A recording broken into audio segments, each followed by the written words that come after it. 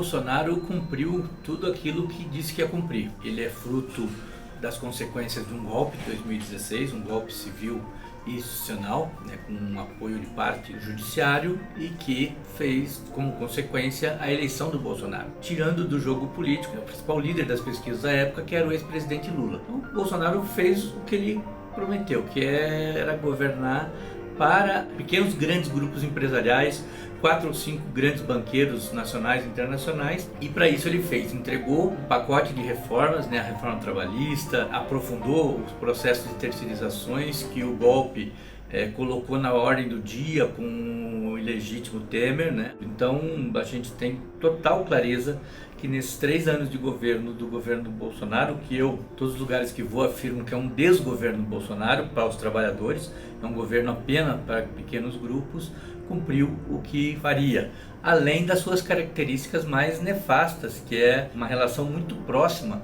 com atitudes fascistas, com atitudes negacionistas, que fizeram a gente chegar a mais de 620 mil mortos no Brasil por uma pandemia, sendo que alguns especialistas consideram que 40% dessas mortes poderiam ter sido evitadas se de fato houvesse um compromisso e uma política de Estado para combater a pandemia e para dar o suporte à classe trabalhadora. Então esse é o saldo, na minha opinião, do desgoverno Bolsonaro, que chega nesse ano agora com medidas populistas, tentando fazer uma política, por exemplo, mudar o Bolsa Família para Bolsa Brasil, mas pontualmente, para garantir somente esse ano. Não trabalha mais como política de Estado, e sim como política de governo.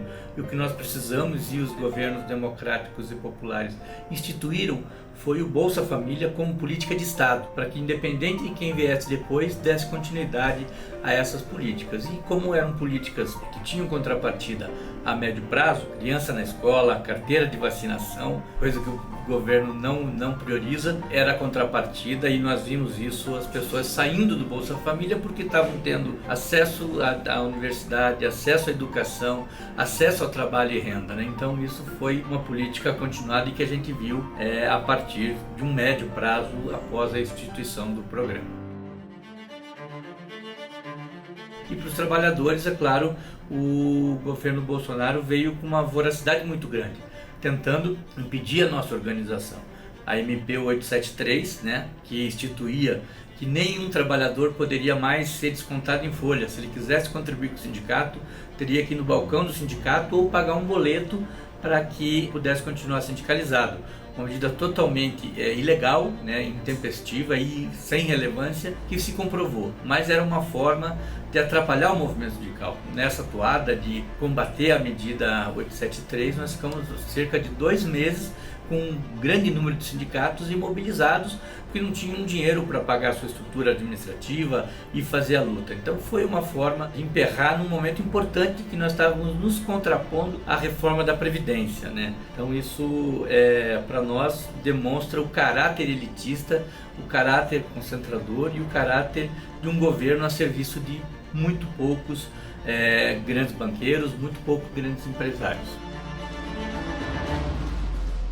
A lógica da reforma trabalhista era uma lógica da precarização. Os mais de 200 itens que foram mexidos na CLT, na consolidação das leis do trabalho de 1943, foram itens que afetaram os trabalhadores. Não teve um item sequer que afetava o empresariado. Pega, por exemplo, o trabalho itinere. Antigamente, se você se deslocava da sua casa até o seu local de trabalho e acontecesse um acidente, você poderia responsabilizar a empresa porque você estava em deslocamento, já estava contando como se tivesse um trabalho. A reforma trabalhista tira da CLT o trabalho itinere. Então, se acontecer alguma coisa com você ou com algum trabalhador ou trabalhadora da sua família durante o deslocamento para o trabalho, não existe mais responsabilidade do Estado para poder te suprir, através da Previdência nesse período. E é isso que a gente observa com a precarização.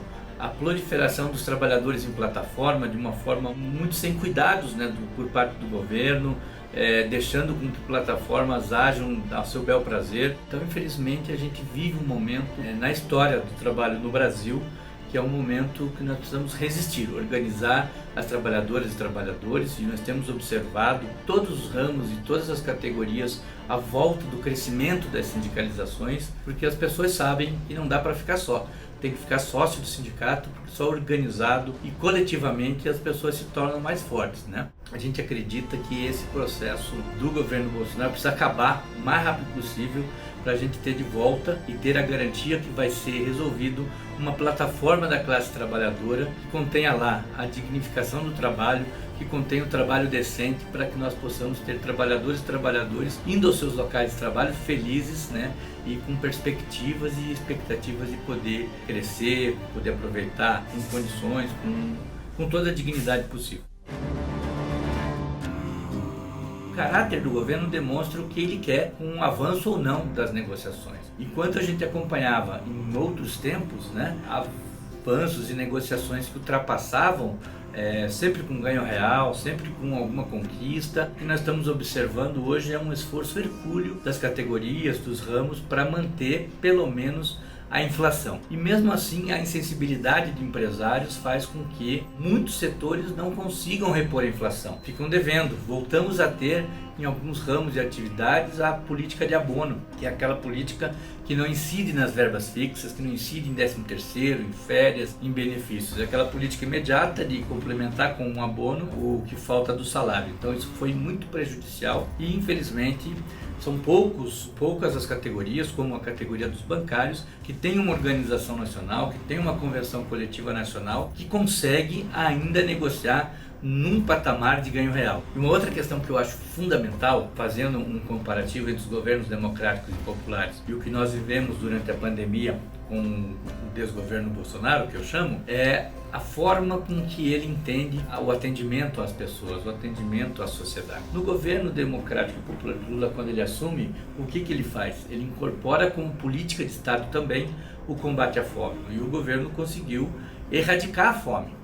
E hoje nós vemos, principalmente aprofundada pela pandemia, mas nós vemos a fome voltar aos lares brasileiros, e quem tem feito o papel de solidariedade é o movimento sindical, é o movimento social organizado, que se tornou uma constante, enquanto o governo do Estado, enquanto o governo nacional não se preocupa com essa logística, não se preocupa com as consequências que a pandemia teve na agricultura, para os trabalhadores da cidade, para os trabalhadores do campo, né? Isso teve um reflexo muito grave. E nós propusemos alternativas, propusemos soluções. E agora, no momento eleitoral, as coisas mudam. Por isso que é importante que nós, trabalhadores e trabalhadoras, estejamos antenados a esse momento para discutir com a sociedade, discutir com os nossos vizinhos, discutir com o nosso companheiro de mesa dentro dos bancos, dentro das fábricas, dentro dos locais de trabalho, a necessidade de a gente ter governos que incluam, governos que tenham políticas públicas, programas sociais para atender a maioria da população que mais necessita.